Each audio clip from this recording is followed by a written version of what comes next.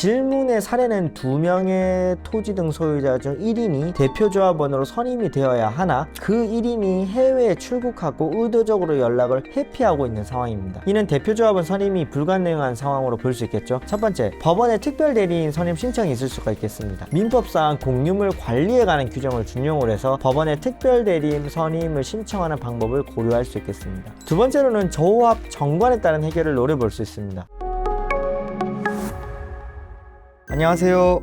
건평법률사무소 김건우 변호사입니다. 저는 재개발, 재건축, 그리고 부동산을 전문으로 하고 있으며 해당 분야가 대한변호사협회 전문 분야 등록이 되어 있습니다.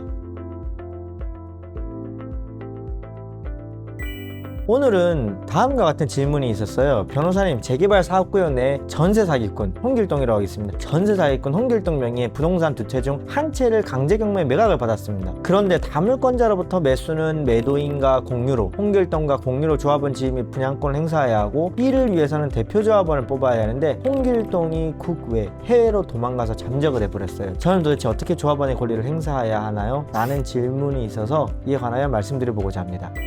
우선 대표조합원 제도의 의의에 대해서 말씀드려보면, 도시정비법 39조 1항에 따르면 여러 명의 토지 등 소유자가 1인의 토지 등 소유자로 산정이 되는 경우에 그 여러 명을 대표하는 1인을 조합원으로 본다라고 규정을 하고 있습니다. 이는 조합 운영의 절차적 편의를 도모하기 위한 것으로 대표조합원이 조합원으로서의 권한을 행사하게 됩니다. 금일은 대표조합원을 뽑아야 하는데 다른 인원이 연락두절 등의 사유로 대표조합원을 뽑을 수 없는 경우에 해결책에 관한 문의가 있어서 이를 함께 고민을 해보기로 합니다. 대표조합원이 필요한 경우는 언제일까요? 도시정비법 39조 1항에 따르면 다음과 같은 경우에 대표조합원을 선임을 해야 된다고 정하고 있어요. 첫 번째로는 토지 또는 건축물의 소유권과 지상권이 여러 명의 공유에 속한 때, 두 번째는 여러 명의 토지 등 소유자가 1세대에 속한 때, 세 번째로는 조합 설립인가 후에 한 명의 토지 등 소유자로부터 토지 또는 건축물의 소유권이나 지상권을 양수해서 여러 명이 소유하게 된 때가 있을 수 있겠습니다. 대표조합원 선임의 방법 및 법정 성격에 대해서 살펴보겠습니다. 대표조합원 선임은 위임행위로서 다른 토지 등 소유자가 선임을 철회하면 대표조합원의 지위는 소멸된다라고 보아야 합니다. 대표조합원 선임은 공유자들 사이의 합의에 의해서 이루어지며 일반적으로 대표조합원 선임 동의서를 통해서 이루어지게 됩니다. 대법원 판결에 따르면 대표조합원 선임 동의서가 제출되지 않았는데도 서면 결의서를 적법하게 제출된 것으로 보아 의사정족서에 포함된 것은 법리 오해의 잘못이 있다라고 판시를 하기도 했습니다. 대표조합원을 선임하지 못한 경우의 문제에 대해서 살펴보면, 대표조합원 미선임 시 조합원 지위, 여러 명의 토지 등 소유자가 대표조합원을 선정하지 않았다고 하더라도 조합원 1인의 지위는 그대로 인정이 됩니다. 따라서 대표조합원이 아닌 토지 등 소유자도 조합 임원이 될 수가 있습니다. 다만 대표조합원을 선정하는 경우와 조합원의 권한 행사 방법에 있어서 차이가 있을 뿐입니다. 자, 조합의 대응 방법에 관해 살펴보면, 정관에서 대표조합원을 선정하지 않는 경우에 대한 별도의 규정을 두지 않는 한 조합이 임의로 특정 토지 등 소유자를 대표조합원으로 취급할 수는 없어요. 따라서 총회 소집 통지, 분야 신청 통지 등은 부득이 여러 명의 토지 등 소유자 전부하게 하셔야 됩니다.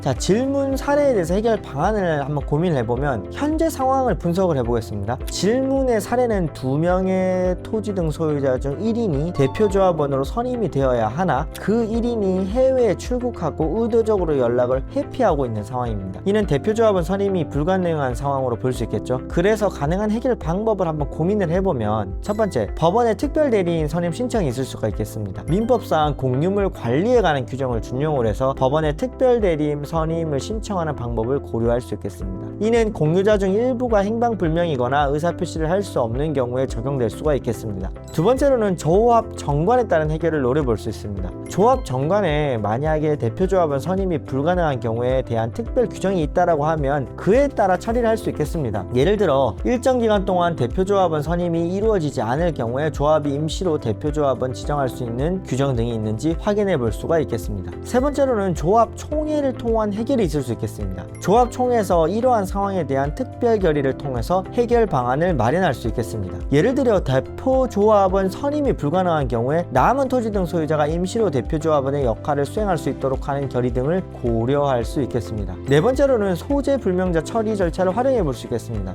도시정비법 시행령에 따르면은 토지 건물 등기 사항 증명서, 건물 등기 사항 증명서, 토지 대장 또는 건축물 관리 대장에 소유자로 등재될 당시에 주민등록 전화번호의 기록이 없고 기록된 주소가 현재 주소와 다른 경우로서 소재가 확인되지 아니한 자는 토지 등 소유자의 수 또는 공유자 수에서 제외할 것이라고 규정을 하고 있습니다. 이 규정을 활용하면 해외 출국하여 연락이 두절된 토지 등 소유자의 소재 불명자로 처리하는 방안을 검토해 볼 수 있겠습니다. 자, 정리를 해보겠습니다. 도시정비법상 대표조합은 선임이 불가능한 경우에 대한 명확한 규정은 없어요. 하지만 위에서 제시한 여러 방안을 종합적으로 검토해서 해결해 볼 수 있겠습니다. 특히 법원에 특별대리인을 신청을 하거나 소재불명자 처리 절차를 활용하는 방안이 가장 현실적인 해결책이 될 수 있을 것으로 보입니다. 또한 이런 경우에 대비해서 미리 조합 정관을 두거나 총회 결의를 통해서 대응을 해보는 방안을 마련해보는 것도 고려를 해보실 수가 있겠습니다. 건평법률사무소는 교과서에 없는 비전형적인 문제 해결에 강합니다. 어떻게든 솔루션을 만들어냅니다. 재개발, 재건축 등 다양한 건설 부동산에 관한 추가 의문점이 있으실 경우에는 언제든지 편하게 연락하여 주시기 바랍니다. 네, 본 유튜브 구독과 좋아요, 알림 설정까지 부탁드리며 또 네이버 블로그에도 재개발, 재건축, 부동산에 관한 유익한 정보들을 많이 올려두고 있기 때문에 확인해 보시면 도움이 될 걸로 보입니다. 네, 이상입니다. 감사합니다.